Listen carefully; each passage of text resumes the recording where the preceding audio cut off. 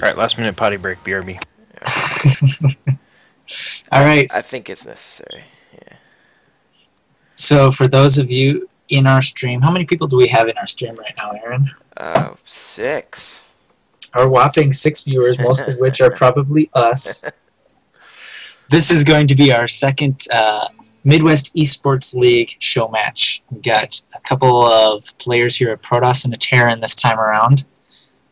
Players that I'm not familiar with, although I just played the first 5 minutes of a game with Void, the Terran player. So we'll see how things go. Just waiting a couple more minutes here before we get started.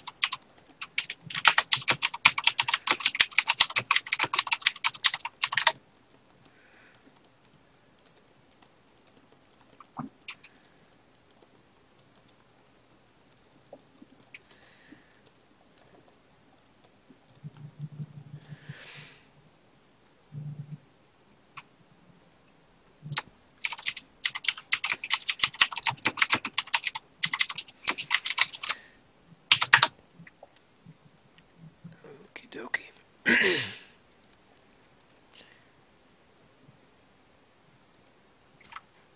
Alright. I'm good to go. Just waiting for homeboy.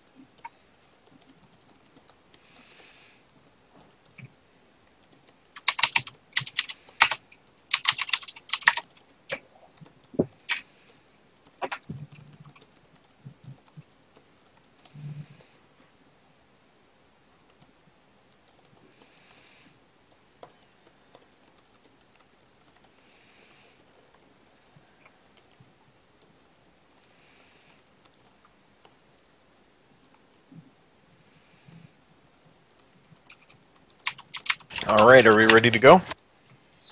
I think we are. Let's double check with our players here.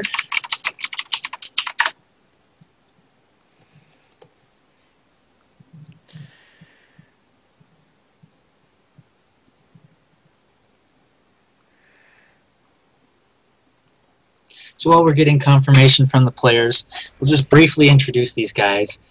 Bales is a member of the team Impulse. I know one other guy from Impulse.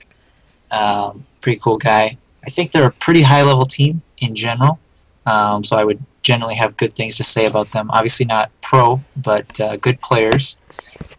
He's a young guy, 15 years old, and he hails from Kansas. He sent us a list of pros that he's beat, I assume, in tournaments and ladder, and it's pretty extensive. He's got some good players in there like Liquid Rhett, Liquid Chef, e.g. Idra, so pretty notable wins there. You know, obviously that doesn't mean that well, actually I guess we didn't really clarify whether that was like best of 3s or best of 5s or if that was just a single game, but he's able to take games off of top pros. We do know that, and he's very young, so obviously a very bright future for this guy Bales. And then on the other side, the Terran, we have Void, who's from Missouri, who actually just started playing Starcraft in October. And it looks like the players are ready, so I think we're going to get this game started. Are we ready, guys? All set. All right, let's go for it. All right, starting it up. Our first map of the night is going to be on MLG Shakuris Plateau. We do have a best of 7 here tonight. The map pool consists of Shakuras Plateau, Antigua Shipyard, Belshire Beach Winter, Shattered Temple, Dual Site, Terminus, and not Metalopolis, but Metropolis.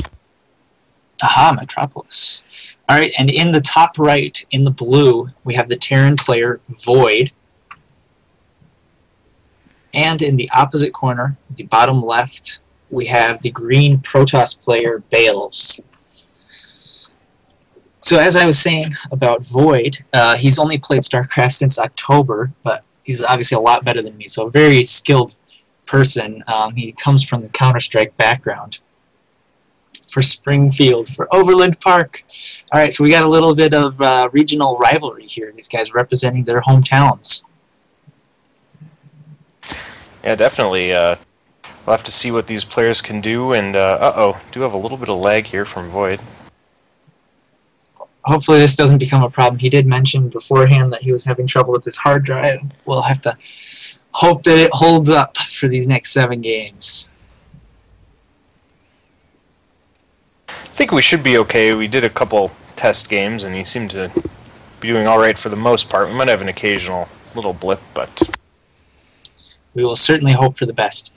So Shakuras Plateau, obviously fast expanding, is very popular from both races on this map, just because of the nature of the ramp at your natural. It's just so defensible. And we have an interesting building placement here from the Protoss player. He's starting to wall off at the top of his ramp. Yeah, that definitely is a little strange. Yeah, for PvT, that's pretty unique. I'll be interested to see what the purpose is of that, and if he further completes this wall off or not.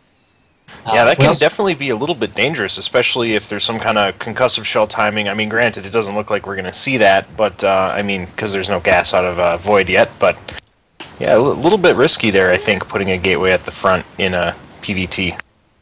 Yeah. And actually, interestingly, never mind, he did go ahead and turn around there. There was a little bit of a miscontrol on the scout there, but I thought he was maybe going to plant down a proxy building, but it's not going to happen tonight. Alright, we got the core going down, and he is going to make a zealot, so we might see a little bit of pressure here to try and scout out and punish if Terran's too greedy. It looks like he's going to be putting down the command center in a couple more seconds here. So it looks like we're going to have a pretty standard game. We don't see a second gas yet from Protoss, which would further indicate that we're likely to see a fast expansion. Terran's going to go ahead and plant down that command center on the low ground, and the probe is going to get to see it, and that's excellent for Protoss. Just having that little bit of extra security, especially with the wall in, he didn't even get to see that there was no gas in the first place. So getting to see that command center is just a nice sigh of relief for Protoss. You know exactly what's coming at you at this point. Definitely, yeah, and I mean, at this point, it looks like both players are going to be pretty stable. I don't know what Bale's plan is here. I mean, there's no real sign of any further tech or gateways or anything quite yet. Yep, he's pulling up. He's getting up close to 400, and he's sending out the probe to build the Nexus. So we're going to start off with a pretty standard game here, and it's going to be a question of tech. And already we see a little bit of insight into Terran's choice, because he's taken both of his gases already before his command center even finishes, before adding on any additional barracks. So that's kind of unique, and yeah, obviously almost means a little risky. Right. It's going to be pretty greedy of him, and I kind of get the feeling that the way a lot of Protosses are playing, he's going to get away with it. We do have the 2 gateways coming down for Protoss, so he's going to have some aggression potential. Almost taking out that Zealot. Actually, it looks... Oh, he does not quite get it. 2 HP left on the Zealot, but great control there from Bales to keep that alive, and the Stalker as well. Yeah, certainly excellent control to just barely keep those 2 units alive. Very smartly sending the Zealot home. It's not going to be much use here anymore, as the purpose of these Stalkers now is going to be to kite the Marines as they cross the map, if that should be the case. So we see yeah, go ahead. Do see 3 more gateways coming up from Bales at this point. So it looks like a pretty standard, expansion into 4 gates and then add on tech out of our Protoss player. And meanwhile, there is a starport and reactor, a starport and a tech lab on the factory for Void. So it looks like he's actually going for maybe something like quick Banshees. Yeah, it might be that, or well, it might be kind of a Banshee mech kind of mix. I've seen that a little bit. So we might, yeah, he's going to add a tech lab onto the factory. So it's going to be sort of mech probably with Banshees here. That tech lab might just be for the Ravens for the starport, but we'll have to see there. On the other hand, the 4 gateways, I would say delaying that robo like that means that he wants the potential to put on some pressure here. Because normally you just do the 3, you try and get the robo as soon as possible. Often Protoss players actually get the robo before they even... oh, and here come the Marines. But Protoss usually get the robo before they add on the additional gateways, just to be able to get the observer in there and see exactly what choices Terran is making as quickly as possible. Yeah, it was an interesting choice, given that he had seen the command center go down so early, to actually throw down those 3 extra gateways before adding the robo. Not sure how I feel about that decision there. Yeah, we do have a Twilight Council coming down and 2 forges, so we're going to see some sort of gateway-centric play here from Protoss. And we have, of course, the Cloak and Siege mode coming out here from Terran, so we're going to see some sort of 2-base Marine Banshee tank kind of play here. Yep, and we do see the first Banshee that's out making its way across the top of the map. Probably going to try to squeeze in behind the natural there and see what damage can be done. And we see 2 more... Oh, go ahead. Just saying, we also see Void actually keeping some Marines in his main there. Looks like he's looking out for any kind of Warp Prism play or anything like that, which I like to see. Yeah, if we look at his view, he actually hasn't seen the expansion to know for sure that it's there. He assumes it probably is, but I think that's probably just in case of some sort of blink rush with observers. Here comes the Banshee in the natural, going to start picking off some probes. And let's see how Protoss reacts here. He's got 4 sentries. And, oop, there's the Cloak. He does not have an observer on hand. Another one is just finishing up here. He's going to lose a couple more probes. This Banshee has 6 kills already. But here come the observer and several stalkers. Oh, and this Banshee is going to go down. Very careless there to lose that Banshee. That wasn't necessary. And now we see a Banshee coming on the bottom side of the map. And I feel like this might be almost a little too predictable for Protoss. We see he's sending Stalkers and Observer into his main. Yeah, this is really interesting, actually. Bales has 4 observers out on the map, which is awesome to see, actually. I mean, that many observers, it's pretty great map vision. Now, we do see Void is moving out, so we'll have to see. It looks a little bit scary for Bales at this point. I mean, he did do well taking care of that Banshee, but that's a lot of Marines in that tank. Oh, and he's got blinked on. He's going to be able to finish off this Banshee here. So excellent. But here comes the push. We've got Marines and 2 tanks with some SCVs heading across the map. And I don't know that Bales managed to see this. His probe's going to see it right now, but you don't want those siege tanks. Walking up the ramp. Oh no, the sentries are way out of position. Actually, he manages to be okay there, but this is definitely not looking good. And the 1-1 upgrades are going to finish for Bales here. And this is a really tough spot for Protoss. When you let the siege tanks get sieged up right outside the ramp there, it is so tough for Protoss. He's researching charge, but it's not going to be done for a while, and he's hugely behind in Army right now. If we take a look at the Army tab, he's behind 700 minerals and ahead 275 gas. But this is just such a tough position once Terran crosses the map like that, and he's taken a 3rd base.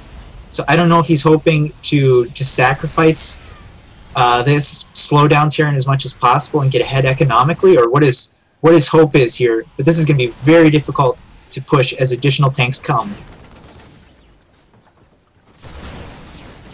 Yeah, he's leapfrogging those tanks forward now at the top of the ramp, so the Nexus is going to be in range of the tanks. And really not looking good for Bales here. I think he's probably going to either have to make a push or get out of the game in just a second. And he's making a push with only part of his units. Some of the Zealots running ahead without... The Colossus is out, though, and that's going to help a lot. However, Thermal Lance isn't done yet. Yeah, and this is not looking so good for Protoss. However, he is going to probably manage to finish off the tanks here. Oh, but all those Marines are left, and that one tank did remain. The Colossus, of course, still remains, and he's microing it very well, making sure that it doesn't get picked off. The Banshee cloaks there. Yeah, it does get picked off. Good observer placement there. Like we said, he had a ton of observers out. And actually, looking in the units lost tab, these players are quite even at this point. So. Yeah, I am really, really impressed with the control of this Protoss player. Just moving back and forth, biding his time, but moving in. I'm very impressed with how he's controlled his units in this, and he's not lost that Colossus yet. And he has actually pushed this back. He needs to finish picking off that Banshee, but otherwise he is golden here, and he's going to get this Banshee because he has Blink. Wow. And I would say that Terran is definitely behind here. He does have a lot of workers. This was certainly not an all-in by any means, just an aggressive attack. But composition-wise, he does put himself at a disadvantage because those Blink Stalkers are so good against the Banshees, and the Colossus are so good against those Marines. Yeah, and Void actually, at this point, it looks like he was focusing on that push too much. He's way oversaturated in his natural right now. He needs to transfer half those SCVs over to his new third. Yeah. Getting a little bit sloppy there and focusing too much on the battle, I think, but he should figure it out shortly. Very hard as you're trying to macro. That's one of the things that I leave behind the easiest is my transfers when I'm trying to macro while I fight. Yeah, almost picking off the observer there, which would have been great, but the stalkers do make it into the main. Looks like Void should be okay from this with the tank and a few marauders about to pop out, but actually no, those were Marines, so he's going to be in some trouble here until he can get some units back in the main, and of course, Bales can always just blink right out again. And interestingly, Void's just sending his units across the map to push. Actually, he's got a few units here that are going to be able to clean this up. The Colossi and Sentries are quite out of position. Oh, nope, he's not going to pull those Marines back quite yet, but, if he did run into that third, he probably could have done a good amount of damage there, but... Meanwhile, Void is taking a fourth in the bottom right natural of the map. And these Marines are working away at that third Nexus, and they're going to do quite a bit of damage. I don't know if they're going to be able to finish it. I feel like going for probes might have been a better decision here, because here comes the Colossus, and they're just going to melt away so fast. He's not going to be able to finish that Nexus, so he really comes up with nothing for all of those Marines. Yeah, really, at this point, it's too bad Stim isn't done yet. He could have picked off that Nexus really quickly, and actually, Stim, I believe, was researching at one of those tech labs, and... Bales managed to pick it off with the Blink Stalkers when he blinked into the main earlier. Well, Stim is complete now. Oh, sorry about that. Yeah, okay, he must have had it. It completed, like, right as those Marines died. And these Blink Stalkers still being really annoying outside of Terran's base. Excellent play there. We see excellent multitasking from Bales to be dealing with that attack as well as harassing with these Stalkers. Yeah, and Bales has actually rocketed way ahead also in the units lost tab. I mean, he's managed to take out almost 2,000 resources worth of units for pretty much no losses himself, which is great. Yeah, and economically, we have both players putting up their fourth bases and fairly even worker counts here. So I think we've got ourselves a pretty even game. We see 3-3 upgrading for Protoss, while on Terran's side, we see +1 air weapons, and we see +1 infantry and +2 armor. So Protoss certainly has an upgrade advantage, and I would certainly give him the lead in this game at this point. Definitely, yeah. And one other thing to note, which is going to come into play really soon here, actually, is the SCV production, or worker production in general. Bales has cut SCVs, cut probes at 75, which is a great number, and actually Void is at 81, and he's still producing SCVs, which is actually too many. He wants to stop, like 5 ago. Yeah, unless there's some sort of strategy that I'm not aware of, like to mine out your side of the map before your opponent does. I mean, this is a very defensive map. Once it gets to this point in the game, it becomes very hard to attack through this middle region. So yeah, it actually looks like he has cut the workers at this point, so maybe he just accidentally made a few extra. Not that bad. Even so, 82 is a lot. And it looks like we are going to have an attack from Void here. He's pushing across the map. Both players are maxed out here. The Observer does manage to see this army. Yeah, and note that Void does actually have a lot more resources banked than than Bales. But you know, it looks like he does have a good number of barracks in his main. He might want to add a few more at this point, though. Only sitting at about 10. There's a big drop going on in the main at the same time that the armies are clashing in the middle of the map. Looks like Bales is going for it. The charge lot's tearing through the tank and bio. Actually not a great storm there. Yeah, not the greatest storms, but these charge lots are just devouring with their 3/3 upgrades. It looks like the drop in the main has been cleaned up. Just a couple drop ships sitting there. That command center is forced to lift, and I think Bales is just going to overrun Void right here. Yeah, there's no way Void can stop this. I mean, Bales has 3/3 upgrades against the 1/1 of Void, and yeah, he's pushing into the natural right now. It's going to be GG any second. You know, and I'm really confused why there aren't more Vikings out when Void has 2 starports. He's had 2 starports for a long time here. We see he's producing Vikings 4 at a time, 5 at a time.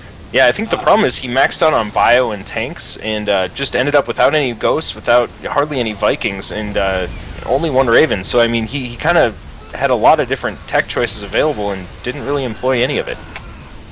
Yeah, it's one thing to be careful of. I think that might have been the reason why he pushed as soon as he got max, was just because he realized he had such a bad composition. He needed to dump off some supply quickly, but unfortunately his opponent was too far ahead in tech.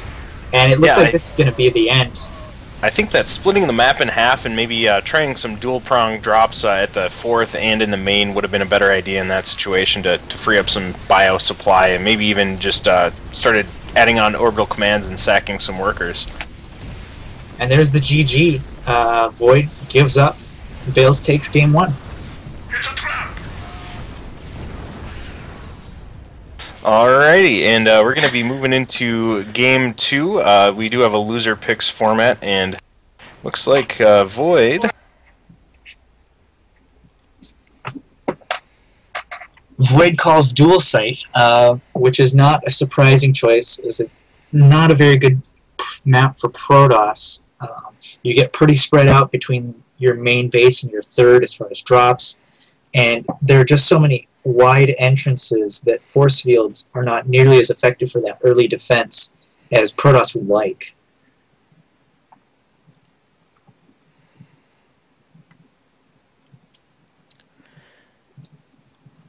Once again, want to remind you guys that you're watching the Midwest Esports League 2nd show match, and check us out on Twitter. We have a Twitter account, Midwest Esports. I believe it's Midwest Esports or Midwest Esports. It is Midwest Esports League. On Twitter, it's Midwest Esports. Check us out at Midwest Esports, and follow us. We're going to be doing more and more show matches. We're hoping to grow our viewership, and hoping to improve our quality. Please give us feedback.